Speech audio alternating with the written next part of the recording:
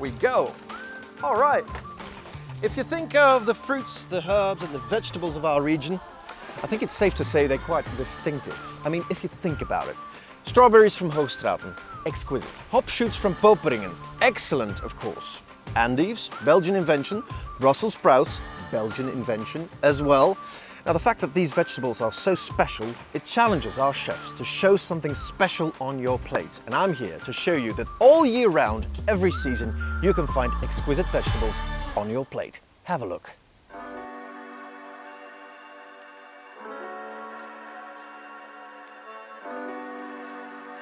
Here we go. Have a look at this. A normal person will tell you that this is mud, but what you're looking at is fertile soil full of life. I've come to the outskirts of Brussels to Smal farming, where they have a holistic approach to the growing of vegetables. This was an initiative by some gastronomic chefs who wanted to have the best vegetables possible. And that's why I'm going to dig in. So what's the idea, Dries? Where are we currently? We are in Smal farm, near to Brussels. And there you see the city, in fact, nearby. Yeah. And it's the rich soil around the city. Yeah. To encourage young people to start farming again on a good way.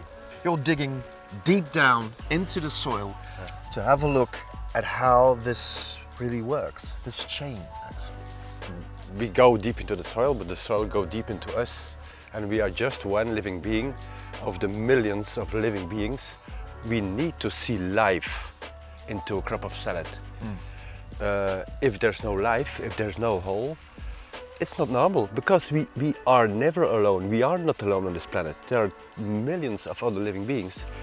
So these chefs, these Brussels chefs, these Flemish chefs, they came to you with a question. They said, okay, we need inspiration, we need good products, we need high quality products. In fact, we grow together. If you are a chef, it has to be better, because it's your job. You are an artist. You want to work with the best product, but something that's grown with chemicals on water. They didn't want to work with this anymore. You're gonna taste that on the plate. You're gonna taste, and it's yes, sure. The cauliflower, a real cauliflower, in winter has this taste. In summer, this taste.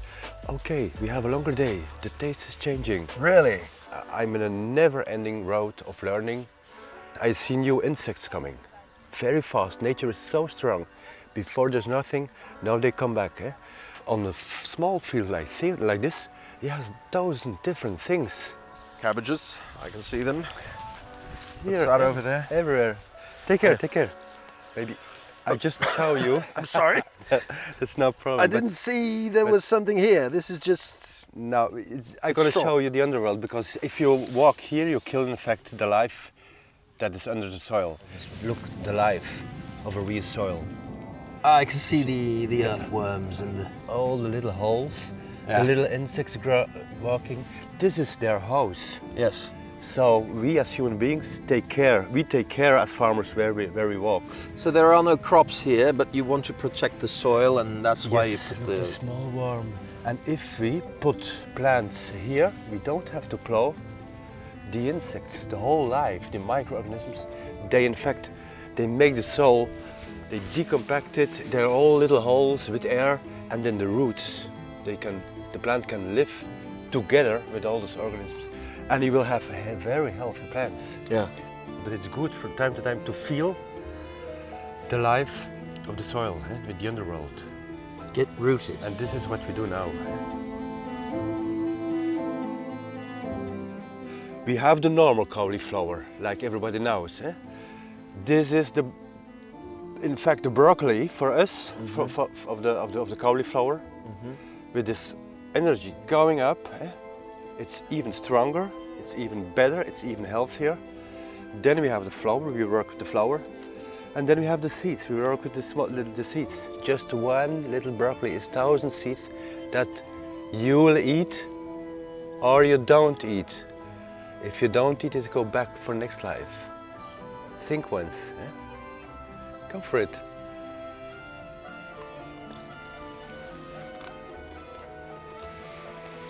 This is nice. It is That's real flavor. A forced product don't have this. A forced product, you have to think about the sauce you're putting up. Here you have the pure taste. It's even nearly aromatic. It's more aromatic than normal broccoli, to be honest. How would a chef implement this in his menu? The gastronomic chefs who put this forward in their art. Yeah. Because this is already art. Exactly. And the taste, you eat one mini broccoli, it's like you eat a whole cauliflower.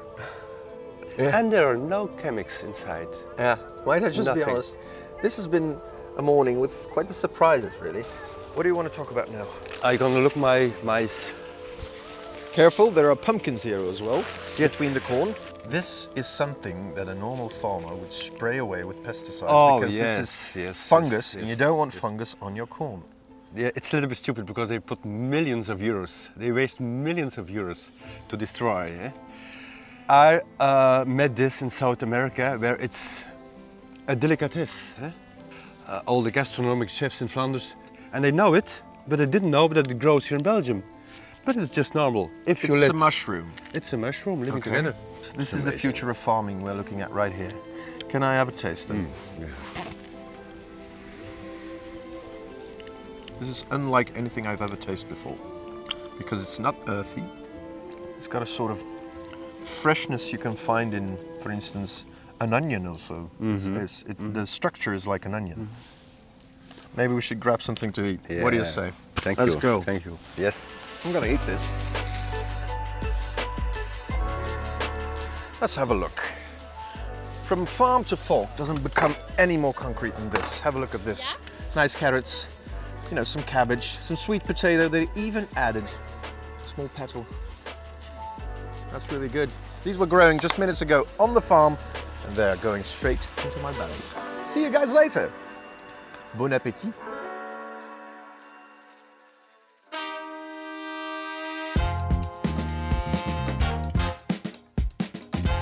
Hello. Hello, can you hear me? You might think I'm standing in the countryside. You might think I'm standing in a jungle. Well, you're wrong. I'm currently standing on the roof of the abattoir site here in Anderlecht, where they have an aquaponic farm. Welcome to Big Farm! Jens, you have to explain me something because I'm standing on one of the oldest buildings of Brussels where they used to bring in cattle and take out meat, and today you are farming vegetables. Yes, so the abattoir site wants to bring a new wind or a new existence. They're attracting a lot of new businesses that work around sustainable production and mainly crops production. But you're an aquaponic farm. What does that mean then? So aquaponics is a combination of two words, aquaculture on one side, so the growing of fish, and hydroponics on the other side, which is cultivating plants mainly through water. So we use the water from the fish to irrigate the plants. You have fish here as well? Yeah. Let's go and check that out then. So there you have them. This is the first part of your ecosystem that you've built here. We collect water from a well located on site. We use it in the basins. The fish grow in there, they leave their residue. After a filtration step, we have to renew some water. The wastewater goes to a plant production. So that's what's on this side, a vegetable greenhouse. And we also have a second greenhouse where we produce aromatic herbs that is located above us. And the whole goal is to have human consumption. Exactly. So both the fish and the vegetables and the aromatic herbs are used for human consumption. So basil, parsley, look at the vastness of this thing. It's amazing. Now what's the deal with these platforms here? So they're called ebb and flow or tidal tables. So they make Ebb this. and flow. Yeah. So then again, this water is recuperated from the stage before this one. Exactly. What happens next with the water? Then it gets collected and reused all the time. We're not energy neutral, but the energy we use comes from the solar panels on site.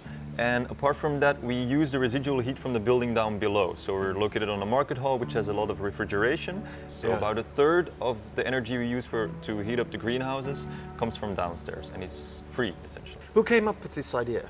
So Steven Beckers is the founder of the project. He's a Belgian-British architect who has been specializing in circularity and circular economy for many decades. He's worked on many projects abroad and in the end found this opportunity, got together the investors and made it happen. Wow. All right. These are my favorite ones. Thank you so much. Jens, thank you for your time. Great story. All the ecology and the sustainability. I love it. And for you, if you're going to taste a tomato, make sure it's a sustainable one. It'll taste even better. That's great.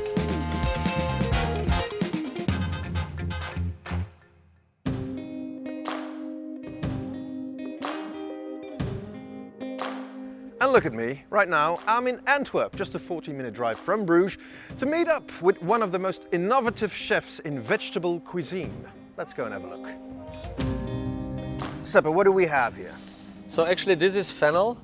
This is excellent. The anise is really inside, the taste.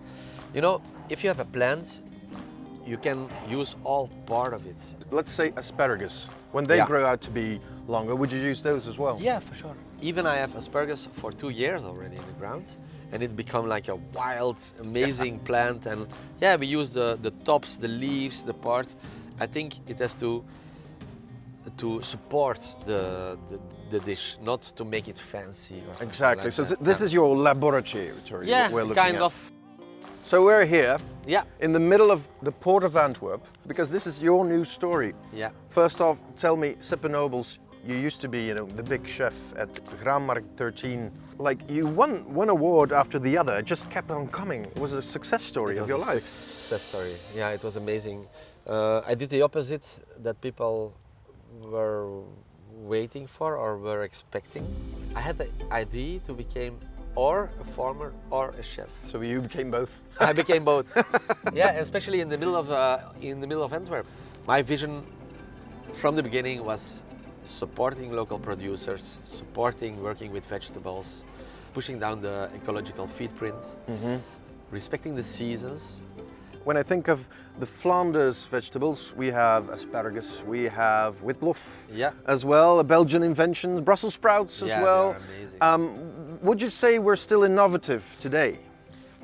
In the year 1400, so it's way back in time, the King of England called us the vegetable garden of England. And actually now we are supplying the whole world. We have the best beer in the world. We have the best chocolate in the world. Actually, what I just said isn't true. Because we don't have cacao beans. But we have the craftsmanship. We have the best chocolatiers. And we have the best beer brewers, We are innovating our way of serving gastronomy. I have a completely new project, and as you said, it's such a beautiful thing to do. So you just that I decided to stop Graanmarkt 13 and to continue my story over here.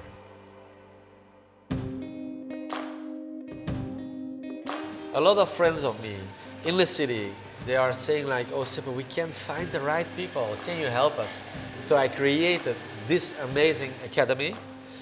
Those guys, they worked all over the world, but they traveled to Antwerp to start up a new life. And the thing that we are doing with those refugees is supporting them to find a nice job and to keep on doing those amazing craftsmanships that they learned in their own country. Exactly. On our products, on our season. I never ever learned such an amazing amount of ideas. The whole kitchen is giving me amazing tips and incredible. tricks. Yeah. Actually, now in 30 minutes we have a new menu for the rest of the week. The ID mussels with fries, we did a remake, but mussels with some naan bread, with garlic, and then inside we fried the mussels with not only the beer that like we used to do, but we did it with yogurt, Pakistani flavors. The dish was exploding in the whole city. Everybody was talking about Ijaz mussels. Yeah. And actually, he never made mussels before on the way that we did it. The dishes that we serve here, they were never served at any place. They inspire me with those techniques. I inspire them with our local products. And that's really, we meet in the middle of the plate, and that's our conversation. People, they taste our conversation. It's not a dish. As you can see, I mean, this is a whole melting pot. Cultures coming together, different languages talking together and creating something entirely new. Of course. A melting pot. It's nice. Melting pot. That might be the name of his new kitchen. I don't know. Let's. You can use that if you want. Okay, thanks.